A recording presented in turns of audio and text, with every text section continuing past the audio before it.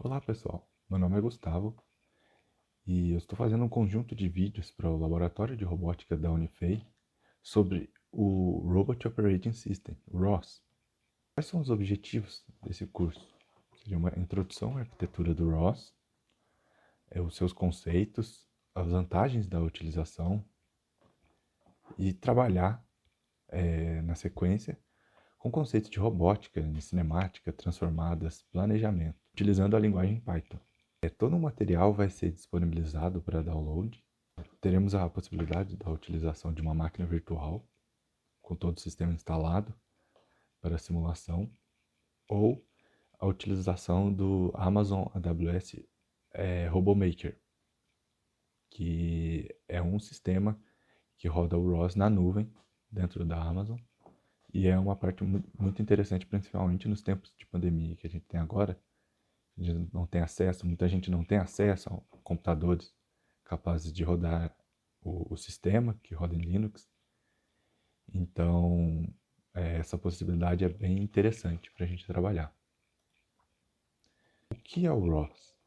O ROS é um pseudo-sistema operacional para robótica que ele roda em cima do sistema Linux. Mas por que um pseudo-sistema operacional? Ele desenvolve o multitasking como um sistema operacional. Você tem vários processos rodando, como você faz no seu computador, rodando vários programas. O ROS faz isso. Ele gerencia essa comunicação e ele faz uma comunicação entre esses processos. Ele é um sistema open source. Ele possui pacotes executáveis, que são os seus programas, no caso, prontos para serem implementados em outros sistemas. Ele funciona de uma maneira plug and play. Você tem vários programas já prontos na internet e você consegue comunicar com os seus desde que você siga o protocolo do ROS. Programa dentro dele, você tem manejo de comunicar as informações, então o seu programa fica muito mais modular, muito mais exportável. Ele surgiu exatamente por essa necessidade, o reaproveitamento de código, em que você já desenvolveu uma coisa e para adaptar em outro ponto, sem precisar reprogramar isso ou adaptar, você só utiliza essa ferramenta, a arquitetura do ROS, para fazer este plug and play. Então ele tem um funcionamento em rede. Você utiliza uma rede local para trabalhar com ele e consegue fazer a comunicação entre os programas. Pode fazer em computadores separados ou em um único computador. E ele tem uma arquitetura centralizada. Então você precisa ter um mestre, que seria um computador principal, para executar um processo que vai gerenciar toda a comunicação. Toda a informação passaria por ele. Quais outros recursos ele tem, além dessa arquitetura que ajuda na implementação? Como ele é um sistema desenvolvido por pacotes, já existem muitos pacotes prontos para trabalhar com sensores e com robôs existentes no mercado. Então ele acelera muito o seu desenvolvimento. Ele possui algoritmos para localização, para planejamento, para mapeamento, várias coisas de cinemática, para movimentação de manipuladores robóticos, tem simuladores. É uma ferramenta muito rica para trabalhar com robótica e suporta várias linguagens de programação. C++, Python, MATLAB, tem uma versão para Java também, para Android, para rodar no celular. Então você pode ter, numa rede local, um computador rodando o mestre do ROS, que seria o ponto central da arquitetura, que tudo passa por lá. E você pode estar conectado em uma rede e tem um outro robô que também está rodando a arquitetura do ROS, e eles conseguem trocar as informações como se fosse o mesmo computador. Você vai ter a comunicação direta entre os dois dispositivos. Então você pode dividir o processamento mais pesado, por exemplo, para um computador separado, e o robô faz os processamentos mais rápidos para que ele não bata, por exemplo. Então você pode colocar também o mestre no robô e usar o computador por fora só para debugar. Então o robô vai ser o centro do tráfego de informações. Aqui no caso, por exemplo, temos um pacote que já trabalha com a informação de um sensor laser. Então Geralmente, antes do ROS, as pessoas tinham que fazer a implementação do driver e de alguma maneira, ou pegar um driver pronto e de alguma maneira integrar ele no código. Mas com o ROS, você tem um pacote pronto que ele já te mastiga toda a informação e te manda só a informação dos pontos de leitura de um sensor laser, por exemplo. Então você não precisa ter muito trabalho, você já faz o encapsulamento disso e já recebe no seu código novo, sem precisar fazer muita programação, as informações e trabalha com elas. Aqui outro ponto, você pode colocar até um Raspberry Pi, é aquele mini computador bem famoso, e ele pode ser instalado o sistema Linux nesse Raspberry Pi, e você pode colocar um robô para poder rodar com isso. Como, por exemplo, fazer o seu próprio robô e colocar um mini computador nele para desenvolver com ROS. Então, todo o processamento do robô pode estar aqui, ou você pode dividir, como eu disse, processamento mais pesado, como processamento de machine learning com uma rede, uma inteligência artificial, pode rodar fora do computador, fora do robô, para poder poupar o processamento dele, ou no caso que um robô desse não suporta um processamento pesado assim.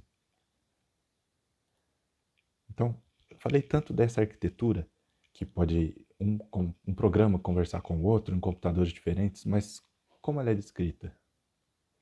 O ROS, então, eu falei tanto dessa arquitetura de comunicação entre dois processos diferentes, você pode trocar, tem essa parte de liga, desliga, fácil, mas como realmente funciona isso dentro do ROS? Então, esses processos, esses programas que vão ser separados, são chamados de nodes. Eles executam o programa, uma parte do programa que você quer e geram só a informação que você precisa, e você coloca isso num canal de informação para que o outro programa acesse isso. Então, esse canal de informação é o tópico. Então, os nodes são os programas e os topics são os canais de informação. O ROS ele funciona com uma arquitetura publisher-subscriber. Então, no caso, o publisher ele publica informações no canal e subscriber seria quem quiser vai lá e busca informação no canal. Então, um publisher está jogando informação em algum tópico, quem quiser, qual node que quiser que você tiver programado, vai puxar essa informação e utilizá-la. Então, é a arquitetura de publisher subscriber. O canal tem um tipo de informação específico, que é a informação que, no caso, o subscriber, é o nó que vai puxar essa informação, ele pede. E quem gerencia isso tudo é o master. Na verdade, o master, ele cria esse canal de comunicação para que os nós consigam se comunicar dessa maneira, mas tudo passa por ele. Então, todos têm que ter acesso ao mesmo computador central, está na mesma rede, no computador central ou qualquer dispositivo que estiver rodando esse master, para que essa comunicação ocorra corretamente. Um outro ponto do ROS, além dessa arquitetura de publisher subscriber que ele tem, que seria os nós se comunicando pelos tópicos, ele tem também o servidor de parâmetros, que você pode armazenar várias variáveis e ter acesso a variáveis como se fossem variáveis globais de um programa. Então você tem acesso a todas essas variáveis. E outro recurso que ele tem, que é bem utilizado, é um serviço e um cliente. Funciona como um servidor de computador. Você manda uma requisição e recebe uma resposta. Então, diferente dos tópicos, que são canais de informação para informação contínua, que é jogada, jogada, jogada, jogada, e quem quiser puxa essa informação, um servidor e um nó que tem um serviço que vai ter esse sistema de servidor e cliente, ele vai receber uma requisição de um outro nó, aqui no cantinho direito nós temos, e vai enviar a resposta para o cliente que pediu essa requisição. Para visualização de tudo isso que acontece no ROS, nós temos várias ferramentas para debug disso, de informações, da arquitetura. Por exemplo, o RQT Graph. Ele te mostra todos os nós e tópicos, semelhante a essa imagem anterior. Ele te mostra quais nós estão publicando informação e quais tópicos estão puxando informação desse nó.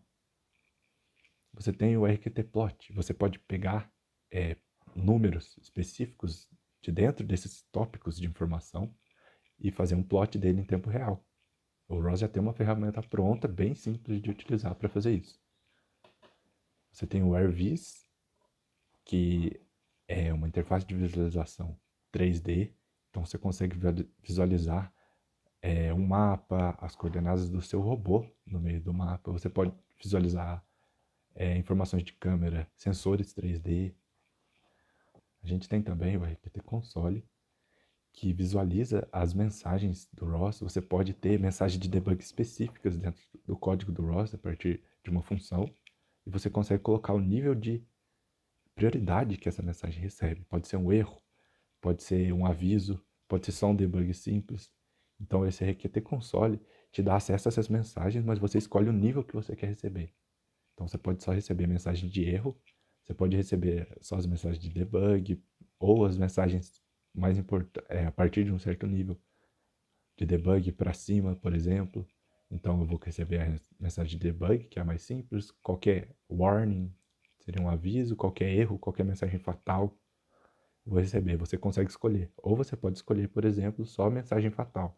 Então todas as mensagens que você colocou no código para warning ou debug, elas não vão aparecer. Você escolhe o nível de execução. Te ajuda a encontrar pontos críticos sem poluir a sua tela de informações. Temos também o ROSBag. Ele consegue gravar todas as informações que passaram por esses tópicos e você consegue reproduzir elas de novo. Você escolhe quais tópicos gravar e consegue reproduzir elas no futuro para reproduzir algum tipo de experimento ou entender o que aconteceu em certo momento durante o seu código.